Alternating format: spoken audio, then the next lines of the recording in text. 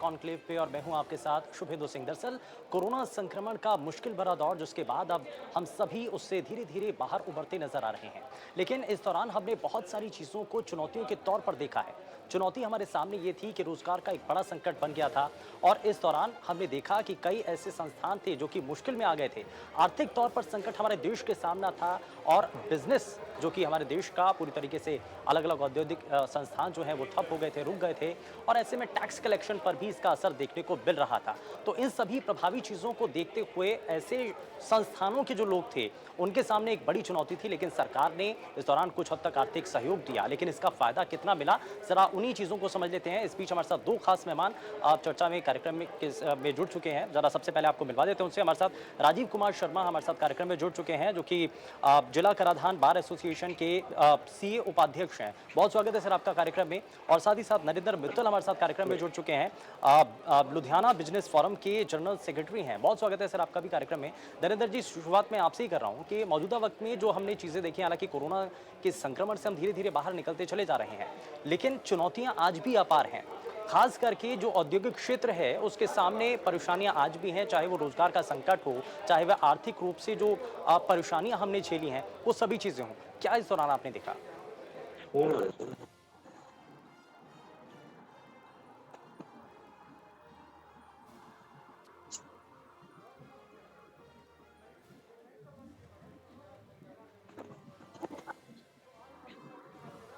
नरेंद्र जी, मुझे सुन पा रहे हैं आप? जी, दोबारा बोल लेंगे क्या आप? हाँ बिल्कुल नरेंद्र जी, मेरा सवाल आपसे ये है कि संक्रमण का मुश्किल भरा दौर जिससे बाहर तो हम आ गए हैं, लेकिन आज भी जो औद्योगिक क्षेत्र है उसको मजबूत करने के लिए, उसको आगे बढ़ाने के लिए क्या अभी तक सरकार की तरफ से कोई ऐसी पहल की गई जिससे माना जाए कि इस क्षेत्र को आगे बढ़ाने के लिए कुछ मदद मिली है? और क्या क्या चुनौतियां इस संक्रमण के दौर में सामने रही थी? देखिए, बिजनेस को चुनौतियां तो काफी झेलनी पड़ रही हैं और सरकार की तरफ से जो हेल्प मिल रही है या जो कुछ हो रहा है वो आप सभी को मालूम ही है। ये मीडिया वाले ज्यादा जानते हैं कि थोथा चना बाजे घना। सरकार की तरफ से कोई बिजनेसमैन को ऐसी हेल्प नहीं मिल रही है जिससे हम कह सकें कि बिजनेसमैन सेटिस्फाइड है। लेबर शॉर्टेज है, पहले बहुत लेबर शॉर्टेज थी, अभी भी लेबर शॉर्टेज है। लेबर अगर आना चाहती है तो उसको सिक्योरिटी नहीं मिल रही। स्किल्ड लेबर जो हमारी थी, जो स्किल्ड लेबर थी वो फर्स्ट कोविड में ही चली गई थी, उसके बाद बहुत कम स्किल्ड लेबर वापस आई है। उसको लाने के लिए कितने प्रयास चल रहे हैं, लोग अपनी गाड़ियों से भी मंगवा रहे हैं, ट्रेन से आ रहे हैं, लेकिन अभी तक पूरी सफलता नहीं मिल पाई है। लेकिन सेकंड कोविड ने उसका सारा ही खेल बिगाड़ के रख दिया है। अभी भी 60 से लेके 70% लेबर की शॉर्टेज चल रही है, जो कि हमको फैक्ट्री वालों को झेलनी पड़ रही है। और सबसे बड़ी बात जो ये है कि यहाँ पे एक तरफ तो ऑर्डर कम हो गए हैं, क्योंकि स्टैंड सेल हो गए हैं या कम हो गए हैं। जिन्होंने ऑर्डर दिए थे उन्होंने कह दिया कि भैया माल बना के रख लो, अभी बाद में उठाया जाएगा, या कईयों ने ऑर्डर ही कैंसिल कर दिए हैं। और दूसरी तरफ रॉ मटेरियल के रेट इतने मंदा होने के बावजूद भी रॉ मटेरियल के रेट जिसमें यार्न आता है बहुत ज्यादा बढ़ गए हैं। प्रॉफिट मार्जिन बहुत कम हो रहा है और जो कॉर्पोरेट हाउसेज हैं जिनको हम सेल करते हैं उनकी परचेज नामात्र रह गई है, बहुत कम हो गई है। तो बुनियादी ढांचे को मजबूत बनाए रखने के लिए प्रधानमंत्री और सरकार के द्वारा आर्थिक मदद भी दी गई है। आपको लगता है कि वो वाकई में सार्थक है? नॉर्मल साइकिल नहीं घूम रहा है, प्रोडक्शन पर स्ट्रेस है, क्वालिटी लेबर की कमी है। 2 लॉकडाउन इंडस्ट्री हमारी झेल चुकी है। काफी रिस्ट्रिक्शंस के बावजूद भी लुधियाना की इंडस्ट्री ने इसका सामना किया, लोग इसको फेस कर रहे हैं और प्रोडक्शन अपनी जितनी हो सकती है कर रहे हैं, लेकिन उसके बावजूद भी पूरे ऑर्डर हमको नहीं मिल पा रहे हैं और जो यार्न के रेट बढ़ रहे हैं वो भी एक बहुत बड़ी समस्या है। और ऊपर से जो तीसरी वेव जो कहा जा रहा है कि शायद आ सकती है, उसका खतरा भी सामने है। और गवर्नमेंट को चाहिए कि जो कोविड की रिस्ट्रिक्शन लगाई हुई हैं, जो लगाई जाती हैं, उसको ना लगाया जाए। कम से कम लगाया जाए। देखिए यूरोप में, यूएस में, यूके में कोई भी कोविड रिस्ट्रिक्शन इतनी नहीं है कि रिटेल के काउंटर बंद हो जाए। यहाँ पे ये क्या हो रहा है कि माल बन रहा है, फैक्ट्री वालों को अलाउड है। क्या पंजाब में हमारे फैक्ट्री चलानी अलाउड है, लेकिन जो रॉ मटेरियल जहां से मिलता है, धागा मिलता है, बटर मिलते हैं, स्विंग थ्रेड मिलता है, दूसरा रॉ मटेरियल मिलता है, वो दुकानें बंद है, तो फैक्ट्री कैसे चलेगी? फिर नंबर 2, जो फैक्ट्री में माल बन रहा है वो सेल कहाँ होगा? रिटेल काउंटर बंद है लॉकडाउन के कारण, अब खुले हैं, धीरे धीरे खुलना शुरू हुआ है, धीरे धीरे सेल शुरू हुई है, लेकिन जो हुआ है, इफेक्ट हुआ है, उसको पूरा करने में अभी काफी समय लगेगा।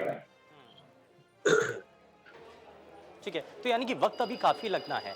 और नरेंद्र जी मैं वापस लौटूंगा और राजीव कुमार शर्मा भी लगातार हमारे साथ कार्यक्रम में बने हुए हैं। मैं राजीव जी का भी रुख करूंगा, लेकिन उससे पहले आपने सभी दर्शकों को बताया कि ये कुछ चुनौतियां हैं जो कि मौजूदा वक्त में देखने को मिल रही हैं, और बड़ी चुनौतियां हैं जिससे पार पाना मौजूदा वक्त में जितने भी औद्योगिक क्षेत्र हैं और उनको संचालन करने वाले जो यूनियन हैं या लोग जो हैं, उनके सामने एक बड़ी दुविधा है। दुविधा इस बात को लेकर के है कि कोरोना संक्रमण का दौर, उसकी वजह से बहुत हद तक प्रभाव ऐसे अब लोगों पर भी पड़ा है जो कि अलग अलग फैक्ट्रीज में काम कर रहे थे, इंडस्ट्रियल एरिया में काम कर रहे थे, लेकिन अब जब संकट पड़ा तो वापस उनको अपने घर जाना पड़ा, पलायन उनको करना पड़ा मजबूरी में।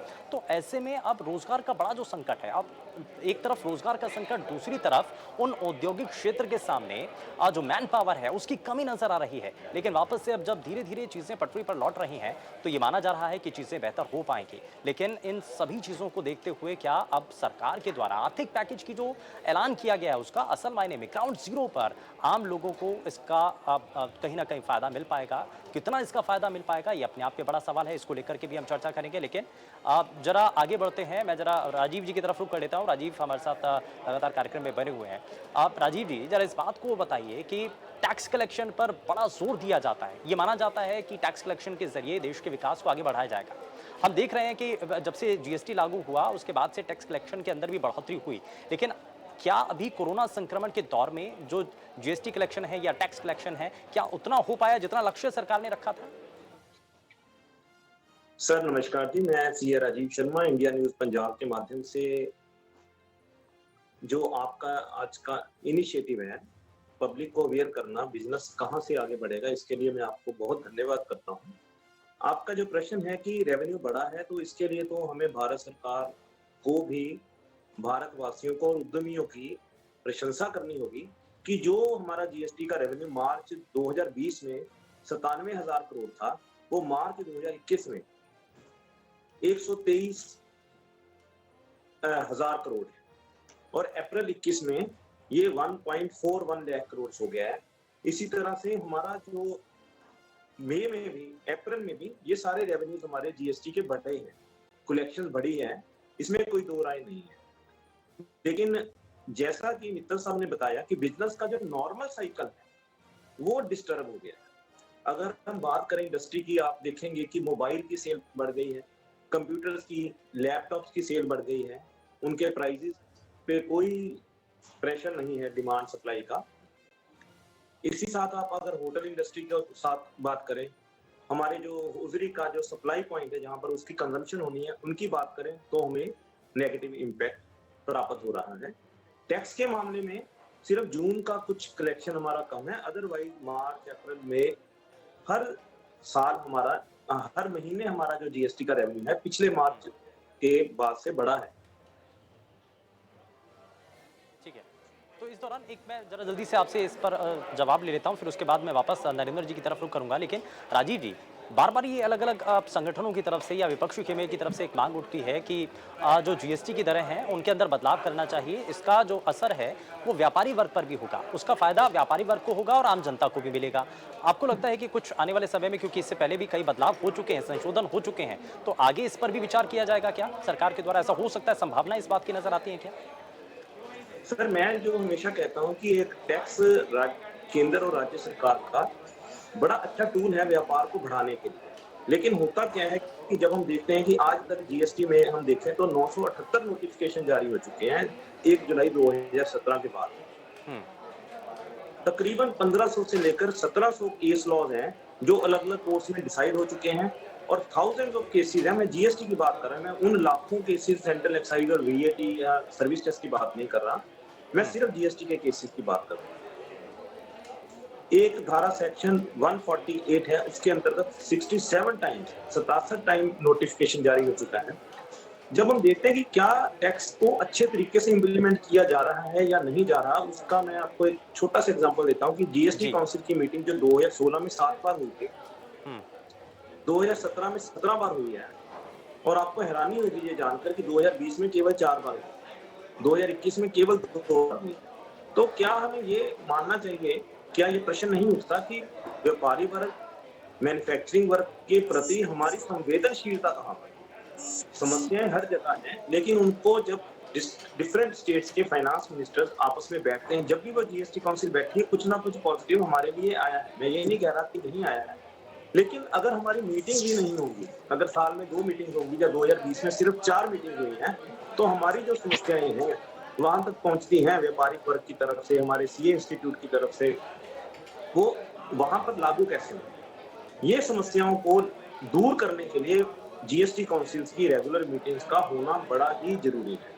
हुँ। वहां पर इन तरह की समस्याओं को कि बिजनेस साइकिल जो डिस्टर्ब हो गया है, उसको लाइन पे लेके आने के लिए जहां पर दरों को कम करने की जरूरत है, कम किया जाए। यहाँ पर रैशनलाइज, मैं कम नहीं कहता, मैं इसको रैशनलाइज कहता हूँ।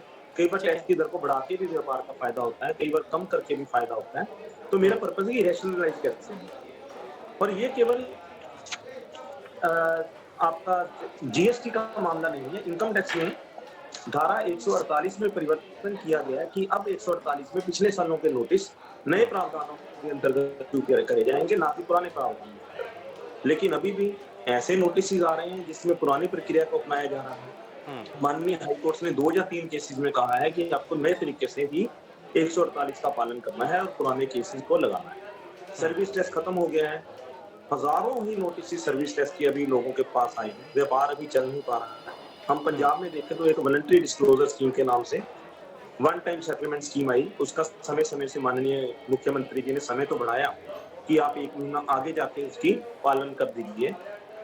उसमें सी फॉर्म देने हैं, एफ फॉर्म देने हैं, एच फॉर्म देने हैं, लेकिन जिन स्टेट से वो फॉर्म्स आने हैं, अगर वहां पर लॉकडाउन है तो हम यहाँ पर उन फॉर्म्स को कैसे सबमिट करेंगे? पंजाब में स्टेट डेवलपमेंट टैक्स लगाया गया, उसमें 3.5 सालों का टैक्स अभी लोगों ने जमा नहीं कराया, क्योंकि सरकार की तरफ से उस स्कीम को अच्छी तरह से जी। लोगों को बताया नहीं गया। बिल्कुल, ये आप क्योंकि हैरान लोगों के होंगे कि सामने इस खुद साल ही का आर्थिक टैक्स संकट 24 बना हुआ है। लोगों के सामने सबसे बड़ा संकट रोज़गार का है। बहुत से ऐसे लोग हैं जिनकी इस कोरोना काल में नौकरी तक चली गई और बहुत से ऐसे व्यापारी भी हैं जिनका व्यापार तक डूब गया।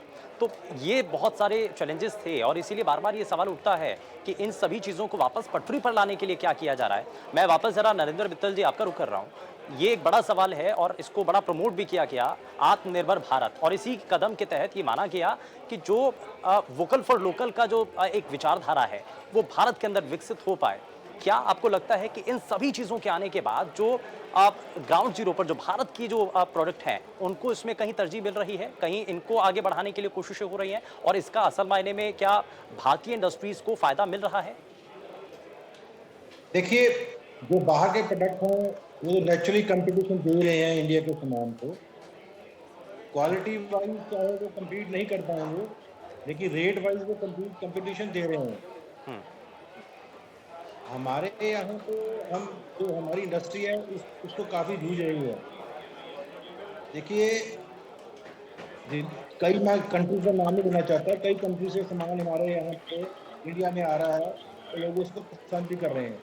हुँ, लेकिन धीरे-धीरे जब लोगों को उसका पहनने के बाद या चलाने के बाद या यूज़ करने के बाद उसकी क्वालिटी का मालूम पड़ता है, तब लोगों को मालूम पड़ता है कि इंडिया की वस्तुएँ इससे ज़्यादा बेटर हैं, चाहे वो उससे प्राइस वाइज़ थोड़ा-सा डिफरेंट है। तो धीरे-धीरे कम्पीट तो कर रहे हैं, लेकिन इसमें जैसा कि आपने कहा कि सरकार का रोल बहुत ही महत्वपूर्ण है। सरकार का रोल इसमें कितना महत्वपूर्ण है, कितना महत्व रखती है, ये आप लोग मीडिया वाले भी जानते हैं। सरकार नई-नई रिफ़ॉर्म सरकार को लेके आनी चाहिए, लेकिन सरकार अभी कोविड से जूझ रही थी, अब नए-नए मंत्रिमंडल चेंज किया इन्होंने। अब इंडस्ट्री उम्मीद लगा के बैठी है कि सरकार कुछ ऐसे फैसले करेगी, जो नया मंत्रिमंडल आया है, इससे इंडस्ट्री को बूम मिलने में काफ़ी सहायता मिलेगी, ताकि जो हमारी लोकल इंडस्ट्री है, उसको बिज़नेस करने में मैन्युफैक्चरिंग करने में थोड़ा सा और आगे हमें बढ़ाएं। सहायता मिल इसी सके। सवाल में मैं एक जो और सवाल स्किल्ड जोड़ देता लेबर हूँ है, सर। नरेंद्र जी, जरा जरा इस बात पर भी गौर करते हैं कि अगर वोकल फॉर लोकल का नारा दिया जा रहा है, आत्मनिर्भर भारत को मजबूत करने की तरफ आगे कोशिश की जा रही है, तो उसमें सबसे बड़ी बाधाएं क्या हैं जो अभी तक सरकार को भी समझ में नहीं आ रही। सरकार ने इम्प्लीमेंट तो कर दिया, ये कोशिश की है कि आत्मनिर्भर भारत के तहत जो औद्योगिक क्षेत्र है उनको बढ़ावा दिया जा सकेगा, लेकिन उसमें जो आम उद्योग हैं उनको सबसे ज्यादा चैलेंजेस किस बात को लेकर के देखने को मिल रहे हैं? देखिए सरकार को मालूम है, वो है ऊपरी स्तर तक। जैसे अभी राजीव जी अभी टैक्स के बारे में बता रहे थे। जब से जीएसटी लागू हुआ है 1000 चेंजेस उसमें आ चुके हैं जीएसटी में। जीएसटी के रूल्स में 1000 चेंजेस आ चुके हैं और 4 फाइनेंस मिनिस्टर बदल चुके हैं, ठीक है जी। जी। तो जीएसटी की बोगस बिलिंग जो कि अभी पंजाब में 18 लोगों को गिरफ्तार कर चुके हैं, वो 1600 करोड़ की बोगस बिलिंग पकड़ी गई है।